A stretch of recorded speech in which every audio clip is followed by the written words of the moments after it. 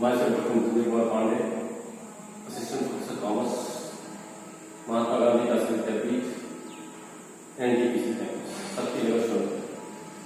Dear students, आज का ये टॉपिक है एनालिसिस ऑफ वेरिएंस, जिसे हम एनोवा के नाम से भी जानते हैं। इसे आर.एफ. फिशर ने 1923 में डेवलप किया। इसके डेवलपमेंट की आवश्यकता इसलिए पड़ी क्योंकि काइंस्टार से या टी टेस्ट से या जेड टेस्ट से हम दो सैंपल्स के बीच ही वेरिएंसेस कैलकुलेट कर पाते हैं। जब दो से ज्यादा वेरिएंसेस को कैलकुलेट करना होता है तब हम एनोवा या एनालिसिस ऑफ वेरिएंस यूज करते हैं। ये ज्यादा सिग्निफिकेंट होगा कि दो से ज्यादा की बात करेंगे, दो या दो से ज्यादा में हम एनालिसिस ऑफ वेरिएंस की बात करेंगे। अब ये एनोवा टेबल की प्रॉपर्टी क्या है, तो हम कह सकते हैं कि ये भी नॉर्मल डिस्ट्रीब्यूशन, नॉर्मली डिस्ट्रीब्यूटेड जो सैंपल्स होंगे, जो नॉर्मल पॉपुलेशन जो होगा उनके बीच से ये ड्रॉ किया गया सैंपल होगा। यूनिवर्सिटी होगी, मतलब इसका एप्लीकेशन सब जगह एक ही तरीके से होगा। इसकी प्रॉपर्टी जो होगी वो एडिटिव प्रॉपर्टी होगी, मतलब टोटल वेरिएंसेस जो होंगे वो सैंपल्स के वेरिएंसेस के टोटल के बराबर होंगे। तो ये सारी इनकी प्रॉपर्टीज है। और ये जो हमारे पास सैंपल्स होंगे जिनको हम यहाँ एसेस करने जाएंगे, वो इनके बीच इंडिपेंडेंस होगा, ये इंडिपेंडेंट होंगे, ठीक है। मतलब कोई एक दूसरे पे रिलाई नहीं करेगा, एक दूसरे के कारण किसी पे कोई इफेक्ट नहीं आएगा। और हम इसमें वेरिएंसेस उसी तरीके से चेक करेंगे जैसे एफ रेशियो में करते हैं। एफ रेशियो जैसे निकालते हैं, एफ रेशियो का हम वैल्यू जैसे 5% देखते हैं, तो इसमें 5% पे ही वैल्यू को चेक किया जाता है और ग्रेटर और स्मॉलर होने पे हम उसके हैट्स को रिजेक्ट या एक्सेप्ट कर सकते हैं। इसके लिए हमने यहाँ पे एक प्रोसेस पूरा लिख रखा है ताकि आप क्रिटिकल एग्जामिनेशन में अगर कभी आपको कोई दिक्कत हो तो इसे समझ लें तो एक समरी टाइप से आपको याद रहेगा और इसी के बेसिस पे हम एनोवा को कैलकुलेट भी करते हैं। तो आइए देखते हैं। यहाँ हमारे पास पहले मेथड्स जो यहाँ है वो 3 तरह के मेथड्स हैं एनोवा। 2 तरीके के एनोवा होते हैं, एक वन फोल्ड, वन क्राइटेरियन और वन वे क्लासिफिकेशन होता है, और दूसरा होता है two way classification, means two fold classification. एक एक करके दोनों क्लासिफिकेशन को हम जानेंगे। अब वन वे क्लासिफिकेशन या वन फोल्ड क्लासिफिकेशन जो है उसको बनाने के 3 तरीके होते हैं। पहला तरीका होता है डायरेक्ट मेथड, दूसरा तरीका होता है शॉर्टकट मेथड और तीसरा तरीका होता है कोडिंग मेथड। इसमें हमने पहले तरीके डायरेक्ट मेथड का प्रोसेस लिखा है कि कैसे हम कैलकुलेट करते हैं, कैसे हम सैंपल विदिन और बिटवीन की बात करते हैं और टोटल वेरिएंसेस कैसे कैलकुलेट की जाती हैं, उनका इंटरप्रिटेशन कैसे होता है। सबसे पहला काम, किसी भी प्रॉब्लम को सॉल्व करने से पहले हमको करना क्या होता है, तो हमको निकालना होगा डायरेक्ट मेथड में नल हाइपोथेसिस को लेना होगा। नल हाइपोथेसिस H0 जो होगा वो V1 मतलब पॉपुलेशन मीन जो होगा वो उसका फर्स्ट वाला सेकंड के बराबर होगा और इस तरीके से ये जितने आपके पास सैंपल्स होंगे इनके बराबर होते जाएंगे इक्वल में। इसका मतलब है कि no difference between the mean samples. जो 2 या 3 या 4 या 5 जितने भी सैंपल्स आपने लिए हैं, 2 तक तो मान लेते हैं कि लार्ज सैंपल और स्मॉल सैंपल के टेस्टिंग से काम चल जाएगा। 2 से ज्यादा जितने भी सैंपल्स हैं वो सारे सैंपल्स इक्वल होंगे, उनकी साइजेस इक्वल होंगी। अब इसमें निकालना होता है वेरिएंस बिटवीन सैंपल। कैसे मालूम करते हैं वेरिएंस बिटवीन सैंपल? तो सबसे पहले हम मीन निकालते हैं। मीन निकालने का फॉर्मूला आपको याद होगा, summation x divide by n। तो हम यहाँ पे सबसे पहले मीन ड्रॉ करते हैं, मीन को फाइंड आउट करते हैं और सारे सैंपल्स के अलग अलग मीन फाइंड आउट करते हैं, x1, x2, x3, xn, जिसको xk से यहाँ पे हमने दिखाया है, k मतलब साइज और नंबर्स जितने दिए गए हैं सारे। तो सबसे पहले हमने x बार फाइंड आउट किया सैंपल का, सैंपल मीन का। जब x बार फाइंड आउट कर लेते हैं तब हम कंबाइंड मीन निकालते हैं, मतलब x bar of first sample, x bar of second sample, third sample, इस तरीके से आप करते हैं।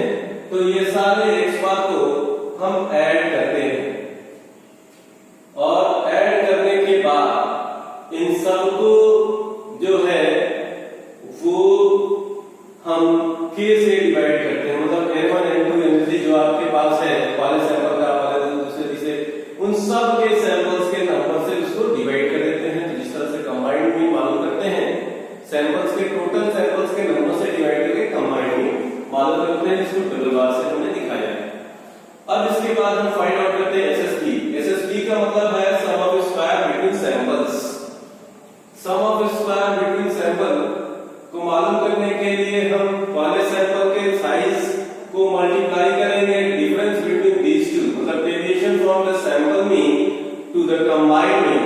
सैंपल मीन और कंबाइंड मीन के डिफरेंस को, पहले सैंपल के डिफरेंस को पहले सैंपल के नंबर से, दूसरे सैंपल के डिफरेंस को दूसरे सैंपल के नंबर से, और तीसरे, चौथे, पांचवें, इस तरीके से करके ये टोटल में जाएगा। यहाँ बीच में डॉट डॉट है, ये टोटल में जाएगा और जितने सैंपल्स भी होंगे उनको n के n मतलब जो आपका नंबर है वो उसका उस सैंपल के साइज के साथ मल्टीप्लाई करेंगे, उसके डेविएशन के जितने भी होंगे।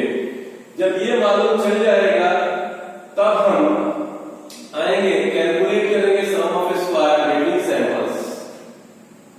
Mean sum of square between sample, mean sum of square between samples कैसे निकालते हैं? तो जो हमारा SSP आएगा, मतलब पहले जो हमने इनको निकाल रखा है SSP, इस SSP को डिवाइड करेंगे k-1 से, मतलब साइज ऑफ सैंपल में से एक घटा के उससे अगर भाग देंगे तो हमारा MSP आएगा। MSP को कैलकुलेट करने के बाद हमारा मान चल जाएगा मीन स्क्वायर बिटवीन सैंपल्स। अब हम यहाँ कैलकुलेट करेंगे वेरिएंसेस विदिन सैंपल। ऊपर क्या था, ये बिटवीन की बात कर रहे थे, अब नीचे यहाँ बिटवीन की बात कर रहे थे, अब यहाँ नीचे विदिन सैंपल की बात कर रहे हैं। तो इसमें भी उसी तरीके से हम काम करते हैं। सबसे पहले इस सैंपल का x बार निकाल लेते हैं। अब उस x बार का यूज करते हैं उनके डेविएशंस के लिए और उन डेविएशंस के समेशन को जोड़ते जाते हैं। तो इसको जोड़ने के बाद हमारा जो है वो निकलता है SSW, sum of square within sample. SSW का मतलब sum of square within sample, इसी को हम कहते हैं SSW। अगर इनके एडिशन को लेंगे तो हमारा ये हो जाएगा SSW।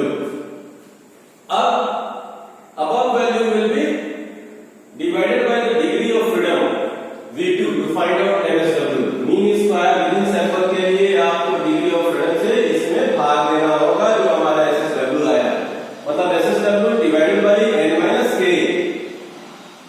n means total size of sample, k means size of the sample, specific sample। अब हम इसको रिप्रेजेंट कर सकते हैं एनोवा टेबल में। एनोवा टेबल इसको बोलते हैं एनालिसिस ऑफ वेरिएंस टेबल और इसको कहते हैं एनोवा टेबल। यहां मैंने लिख रखा है कि n का मतलब टोटल नंबर ऑफ आइटम्स और इसी तरीके से k का मतलब होता है साइज ऑफ सैंपल। अब ये पहला होता है क्या कॉलम, सोर्स ऑफ वेरिएंस, और सोर्स ऑफ वेरिएंस में sum of square, degree of freedom और मीन स्क्वायर। इन तीनों को हम इनके हेडिंग के रूप में